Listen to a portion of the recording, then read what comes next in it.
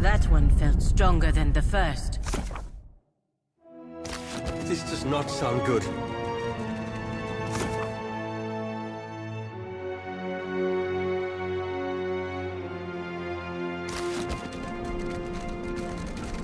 That smell. I hope it's just their cook burning the meat. This place smells and feels like hell in the stories I've heard. As a child.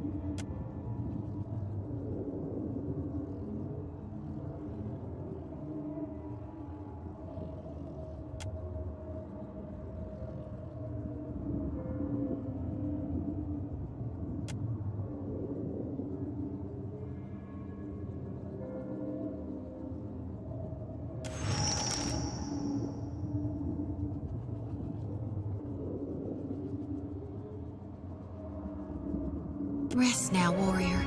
Your soul is safe with me.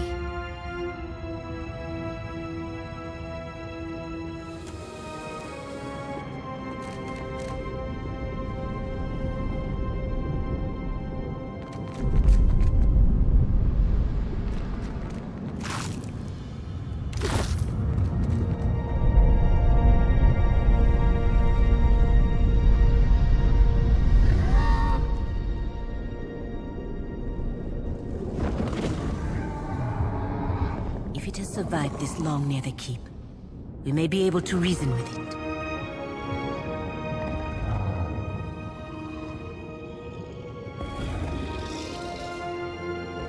Who comes now to stoke the flames of chaos further? Have I not yet feasted enough? I suppose I can make room for another. No, no. That can't be healthy. Just realized how lucky we are to have never run across a sewer dragon.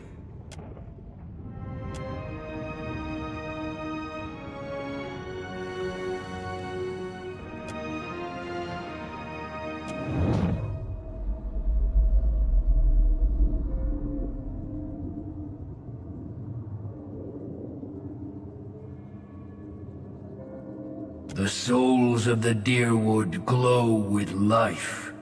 The dead have served the needs of the living. Take this reprieve from the hunt, but do not let your teeth blunt on complacency.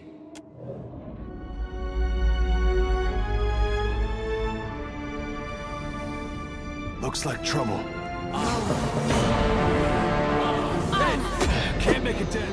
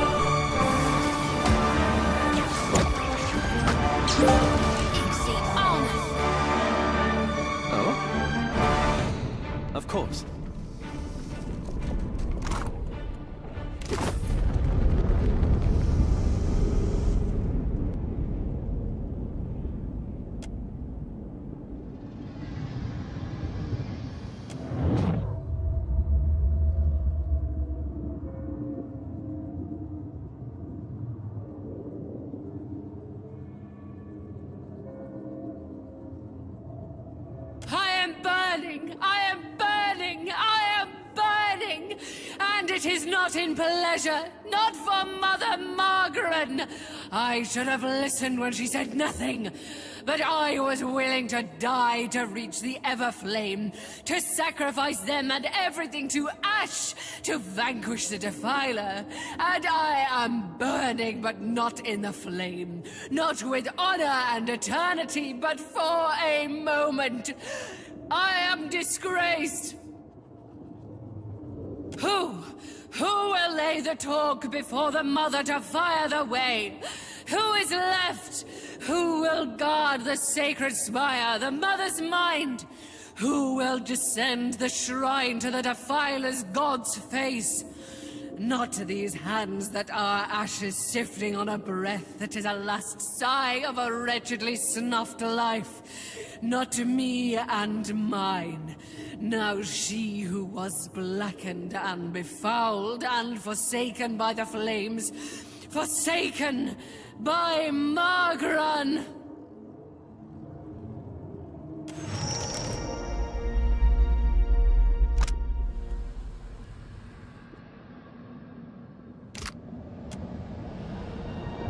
Rest easy now, Priestess.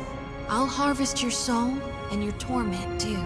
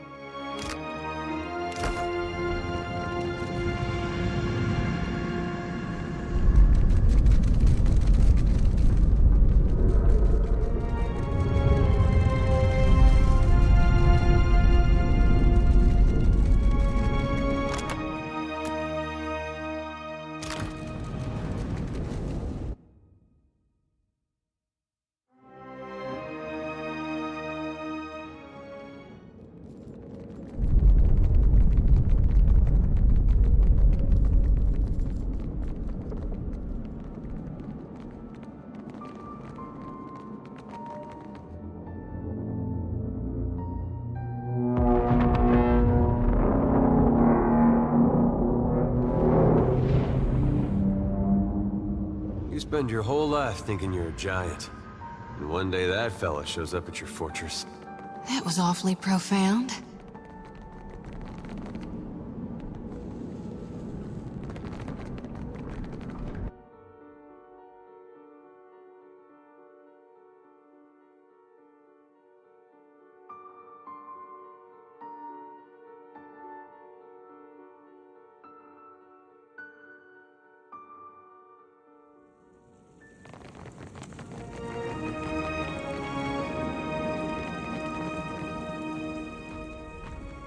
Scurriers in my keep! Make ready to be crushed, vermin of Eothas! You felled her? And her dragon?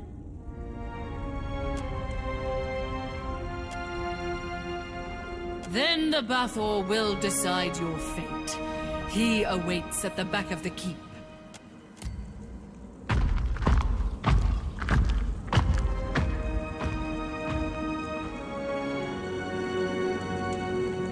What are these giants preparing to do?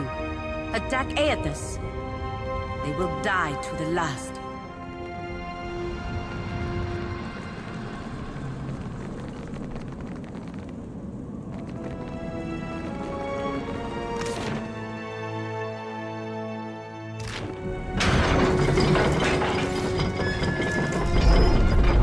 Supposing this volcano blows, what are the odds any of us but Gon survives it? I do not know much Always about seemed real volcanoes. cold to me for a fire. Kith, how is it you have come to be here? Nay, it is of little matter. Your words hold no weight, Kith. Rathun decide their own battles.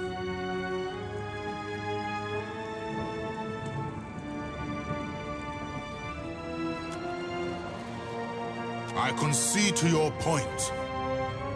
For the time being, Aethys deserves death, not words. The Defiler God has brought war to Ashen Moor in revenge against Margaret and her Athum. What is your relation to Aethys, if not to act with him against Margaret? Then you two have cause against Aethys, as we do. We are prepared to assault Aethys at the base of the moor. The shrine will lower us to the sacred Ardra Pillar, where the embodied god now gluts himself. Even if I believed you, I cannot do such a thing. We guard the sacred depths of the moor. None may freely enter. Thus the shrine lies dormant, locked without the talk of Bithacton, our high priestess. The Brenthis is the talk's rightful bearer, but she has yet to return to the keep. I heard shouts of your triumph preceding you. It would seem you are unparalleled among your kind. And mine. You are without the Brenthis, so I must assume she has returned to the Everflame. What became of the Ancient? Jorda Ferris? Triumph will be nigh impossible without her. What makes you think something happened to her? You will answer me, Kith, without trickery or lies. Impossible! A flame as bright as the Ancients cannot be so easily extinguished. I was a fool for trusting you. Have you any fathom of the doom you have wrought us? You shall explain, or forthwith perish on the end of my mace.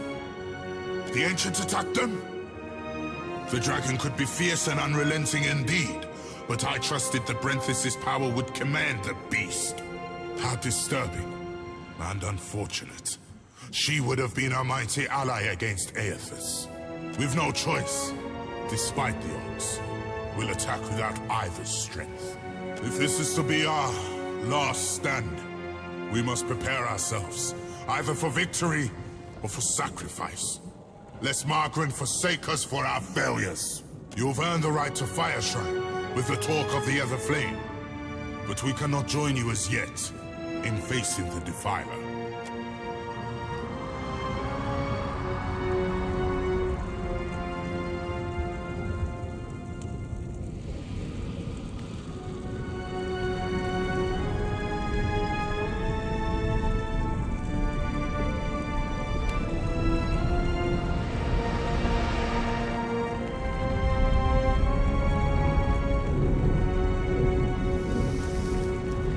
I'll get it open.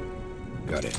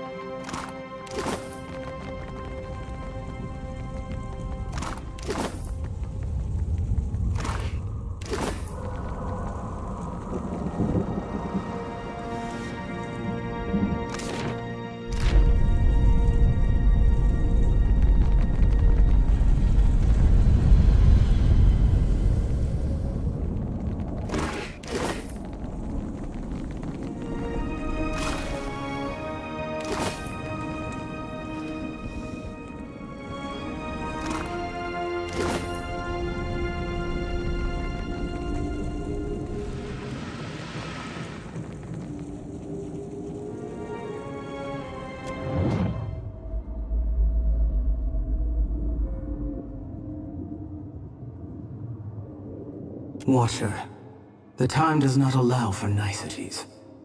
Even now, Aethys gains strength from the Spire. What progress have you to report? Then they will burn to ash and return to the mud kiln from whence they came. Presently, I shall erupt this volcano, and with it, consume Aethys. I suggest you retreat if you at all value your mortal form. I formed the Rathum to serve, to ward against Kith in order to safeguard Ukaizo. Now they have served me. Their sacrifice is not without honor, as yours, too, will be. Fare thee on, Watcher. My condolences, should you die.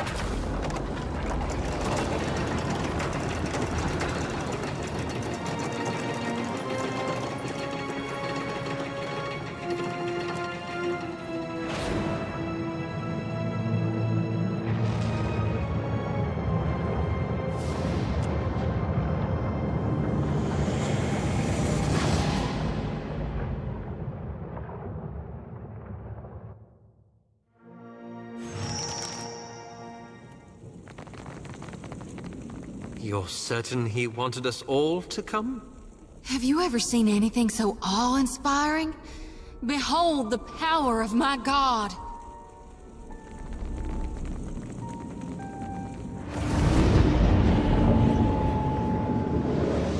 Watcher, I wasn't sure you'd make it. But there is enough of you in me to grasp that you had a better chance than most. Some would say it's because you have a strong soul. Great deeds come easily to one so spiritually blessed. Or have you become great because of what has been thrust upon you? Watcher of Cadnua, Herald of Berith, Hound of Aethys. Oh my god, you're really, this can't, I see you, Shoti. I am glad that we could meet, even if it is under quite unpleasant circumstances. This is really happening, right? Gon, your humble priestess is before you. Please, tell me what you require of me. How do I save more lost souls than I can carry in one lifetime? Face bright red, sweat beading her brow. Shoti stumbles precariously closer to the edge. Lantern rattling, she catches herself. A mere moment before she would have toppled over. I know that you have undertaken a noble mission. But I will tell you what I told the Watcher. You need not fear for the lost souls of this world. As for you, Watcher, why is it you believe you have made it this far?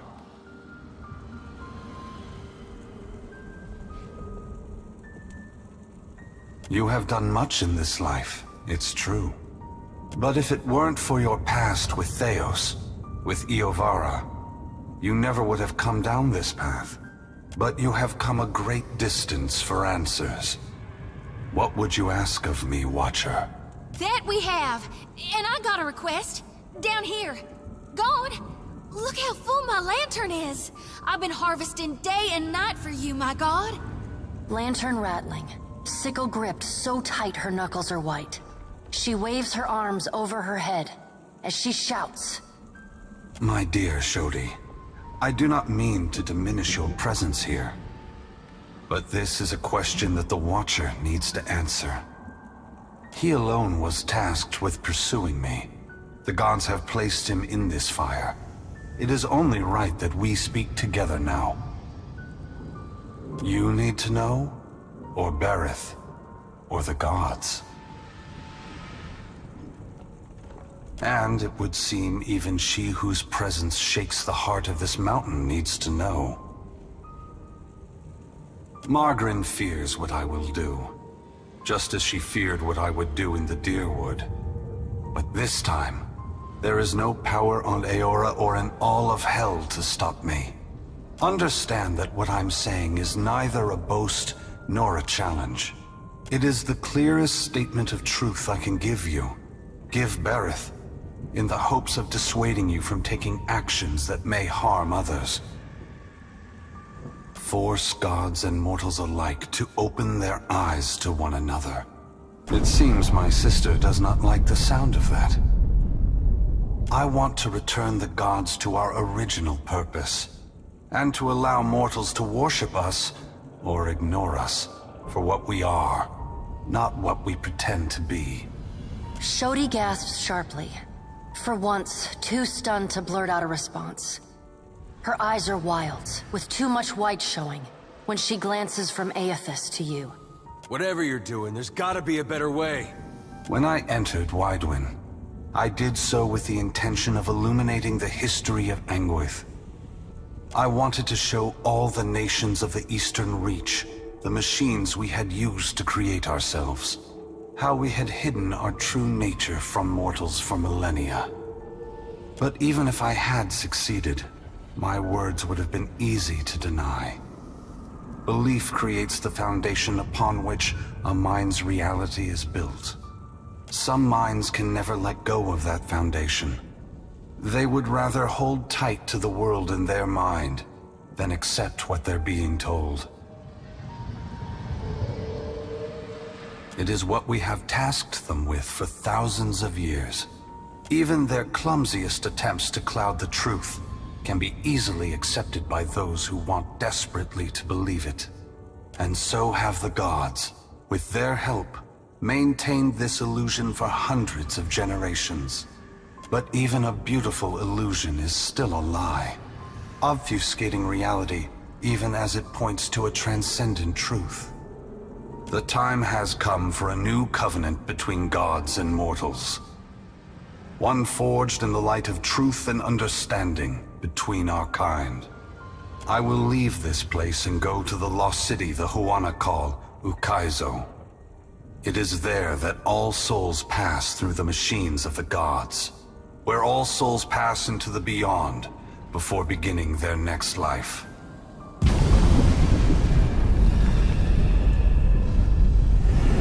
When I reach that place, I will find our great machines and tear them to pieces.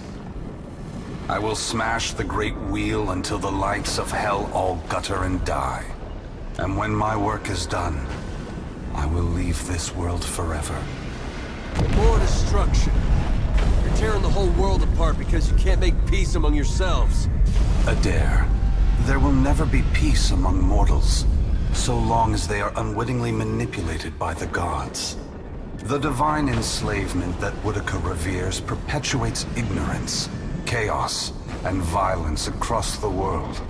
I only wish to destroy the darkness that surrounds the gods, that you may better see us for what we are. Both gods and mortals alike rely on the wheel. We depend on it for the souls that give us power. Mortals depend on it for the lives of future generations. Breaking it will force all of us to face the truth. We will fail together or move forward together. Either ending is preferable to the cycle we still find ourselves in.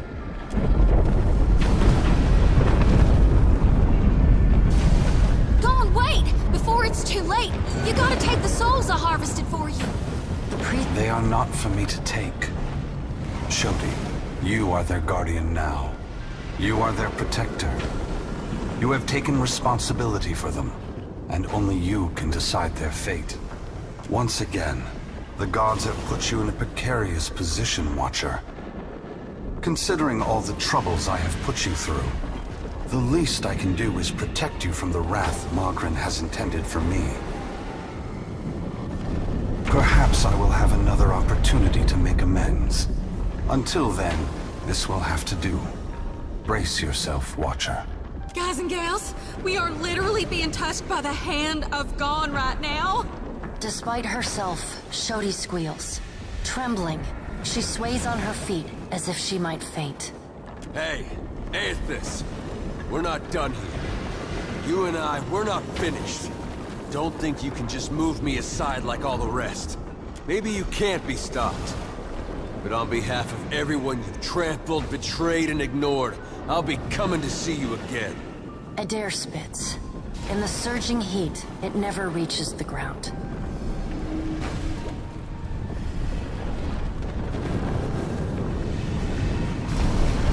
Perhaps we will meet again, Adair. Until then, take care of the Watcher. Aethys' great hand floats away from the luminous Audra pillar. As it pulls back, for a brief moment you see a golden tether flash into existence between the pillar and the great Titan's back. When the Audra fingers gently cradle you, there is first a sensation of warmth, but it is followed by a harsh splitting of consciousness.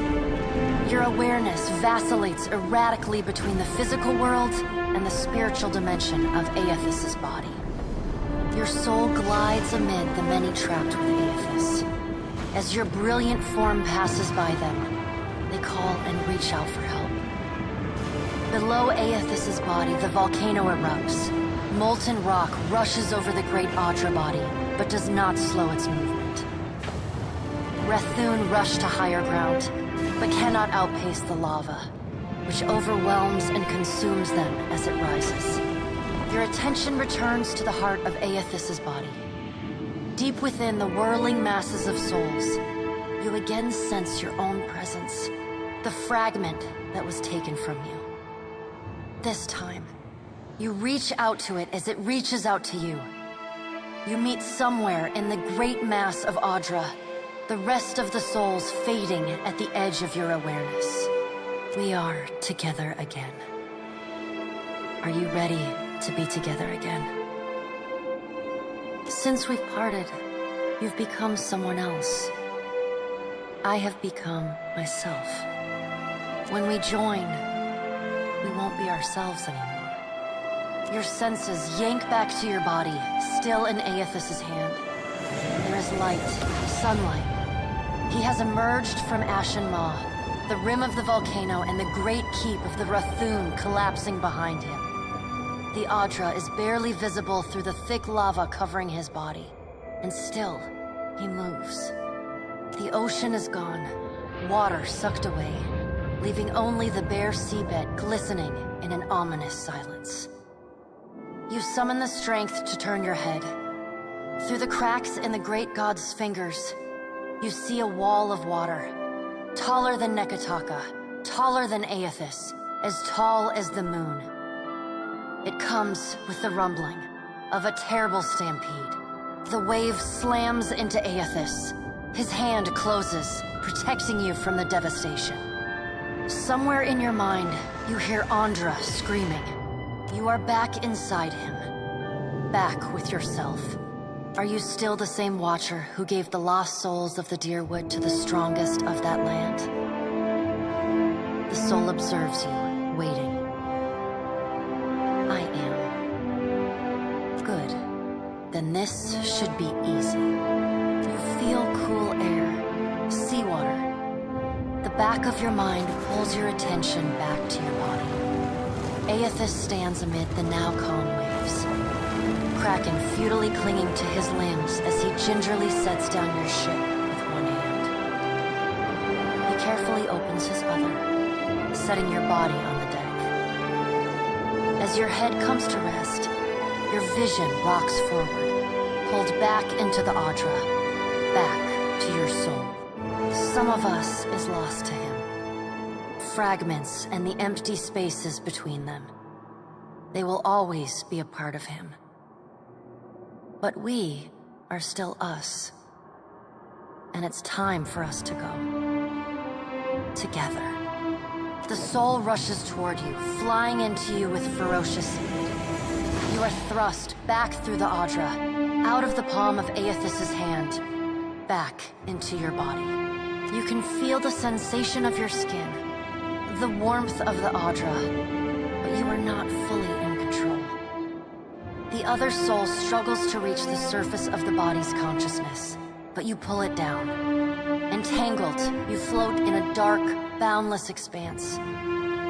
The more you fight each other, the closer you become, until somehow, impossibly, every piece of you is touching every piece of them. Through the distant window of your eyes, you see Aethys push slowly against your ship. Though his touch is light, it is still the touch of a god. The ship lurches, rapidly tearing across the water southward. His hand pulls away from your ship's wake, his body straightening, towering overhead. The volcanic rock, now cooled and gently steaming, sloughs from his body as he moves. The Adra beneath is still immaculate, unmarred. He watches you depart, and you hear a voice in your mind as you sink deeper into the blackness of sleep. Tell them what you have witnessed, Watcher. Tell them what is coming. The windows of your eyes retreat into the distance. The fragment of your soul is so close to you in the darkness that you can't tell if its thoughts are separate from your own. Aethys is going to Ukaizo? He's going to stop the wheel? Aethys is going to Ukaizo. Aethys is going to Ukaizo. He's going to stop the wheel. The words repeat in your mind until they become an incessant, meaningless mantra. Involuntary meditation in the emptiness of your unconscious. When the words finally dissolve and become part of the darkness, you see a pinpoint of light. You no longer sense the other soul. No longer sense the person you were before Aethys touched you. You swim toward the light. As you come closer, the light becomes two blurry spots of radiance. You settle in behind your eyes and feel your lips already moving, mumbling. Around your body you sense familiar scents and sounds, voices raised in shock and alarm. You take control of your mouth, opening it wide and drawing a great breath.